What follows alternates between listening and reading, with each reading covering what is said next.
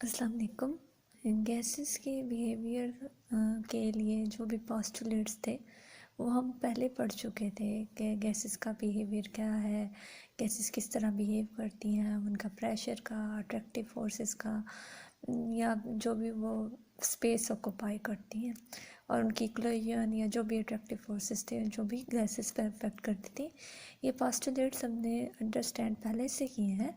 इन्हीं पोस्टुलेट्स को देखते हुए क्लॉजियस ने आइडियल गैस के प्रेशर के लिए एक एक्सप्रेशन दिया है, एक मतलब इक्वेशन दी है कि कोई भी आइडियल गैस होगी अगर उसके अंदर ये तमाम की तमाम प्रॉपर्टीज़, अट्रैक्टिव फोर्सेस वगैरह इसी तरह से मौजूद होंगी तो उस आइडियल गैस का प्रेशर क्या होगा। अब एक्चुअली प्रेशर है क्या? हमने गैसेस के लिए कहा था कि प्रेशर ये है कि गैस के मॉलिक्यूल्स जिस भी बर्तन के अंदर मौजूद होते हैं उस बर्तन के अंदर जितने भी और मॉलिक्यूल्स हैं उनके साथ भी टकराव करते हैं और बर्तन की दीवारों के साथ भी टकराव करते हैं। किसी भी गैस के मॉलिक्यूल का टकराव जितना ज़्यादा होगा उसका प्रेशर उतना ही ज़्यादा होगा।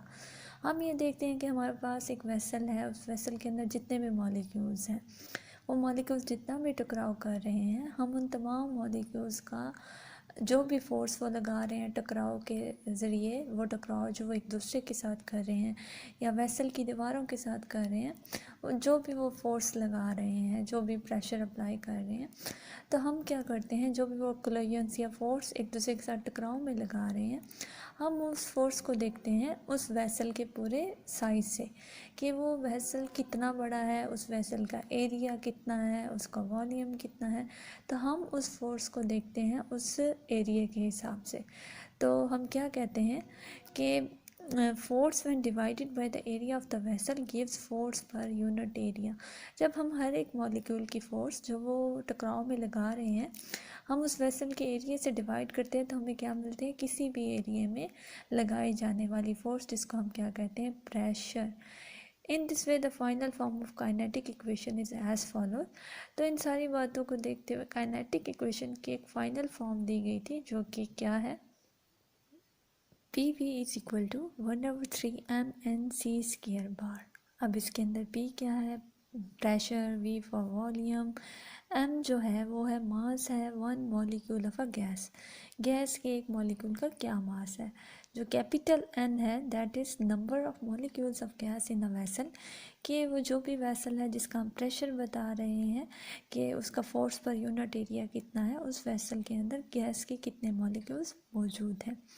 सी स्क्वायर बार, यहाँ पर अगर हम खाली सी की बात करें कि सी क्या है, सी यहाँ डिनोट कर रहा है वेलोसिटी को। किसको? वेलोसिटी को। 2 का क्या मतलब है, स्क्वायर। और जो इसके ऊपर हमने एक बार लगाई है वो बार डिनोट कर रही है एवरेज को, मीन को। तो हमने बार का कहा कि ये क्या है, मीन है। किसका मीन है? स्क्वायर। स्क्वायर हमने किसका कहा है, वेलोसिटी का। तो सी स्क्वायर बार इज है मीन स्क्वायर वेलोसिटी। अब ये जो मीन स्क्वायर वेलोसिटी पहले मैक्सवेल ने law of distribution of velocity दिया था, इसके बारे में हम पहले बात कर चुके हैं। Law of distribution of velocity क्या था, ये कि गैस के जितने भी मॉलिक्यूल्स हैं वो एक दूसरे के साथ ग्रुप बनाते हैं। अब हर एक ग्रुप की वेलोसिटी दूसरे ग्रुप से डिफरेंट होती है। तो हम ये कहते हैं कि जितने भी मॉलिक्यूल्स हैं उनकी वेलोसिटीज़ क्या होती हैं, डिफरेंट होती हैं, या तो फिर वो मॉलिक्यूल्स ग्रुप की फॉर्म में होते हैं तो हर एक ग्रुप की वेलोसिटी क्या होती है, दूसरे से डिफरेंट होती है। लेकिन अगर हम बात करें कि पूरे भी वेसल के अंदर की वेलोसिटी क्या है तो हम एक एक मॉलिक्यूल की वेलोसिटी नहीं बता सकते।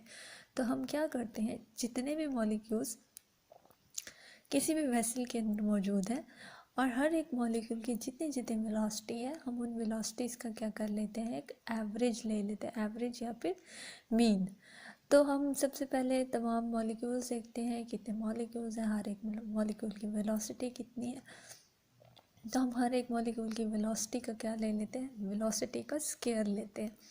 हर एक मॉलिक्यूल की वेलोसिटी का जो भी स्क्वायर होता है उसको हम डिवाइड करते हैं टोटल नंबर ऑफ मॉलिक्यूल्स के, कौन कौन से मॉलिक्यूल थे जिनकी वेलोसिटी का स्क्वायर लेकर हमने जमा किया था। तो वो हमें क्या मिल जाता है, मीन स्क्वायर वेलोसिटी, जिसको हमने किससे डिनोट किया है, सी स्क्वायर बार से।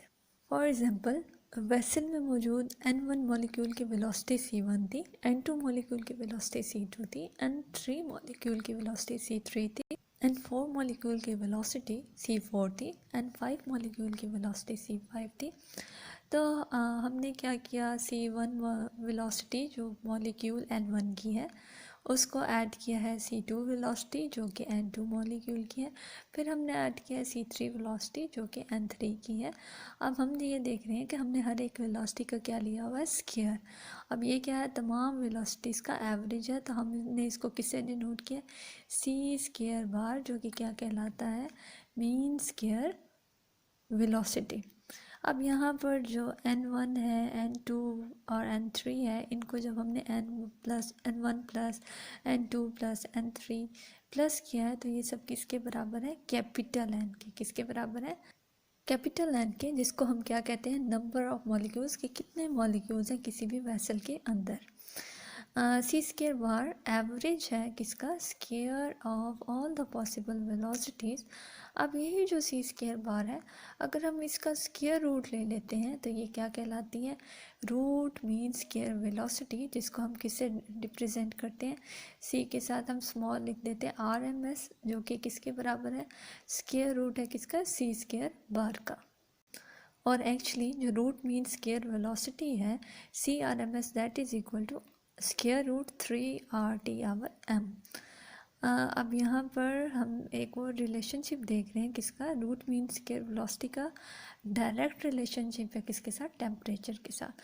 यहाँ पर जो CRMS है that is equal to root mean square velocity, m क्या है, गैस का मोलर मास है, T इज़ टेम्परेचर, R है जनरल गैस कांस्टेंट। ये जो इक्वेशन है ये हमें एक रिलेशनशिप दे रही है टेम्परेचर का किसके साथ, गैस मॉलिक्यूल की वेलोसिटी के साथ। टेम्परेचर जिसको हमने T से रिप्रेजेंट किया है, और वेलोसिटी गैस मॉलिक्यूल की जिसको हमने CRMS से रिप्रेजेंट किया। ये इक्वेशन हमें ये बताती है कि टेम्परेचर और रूट मीन स्क्वायर वेलोसिटी का डायरेक्ट रिलेशनशिप है।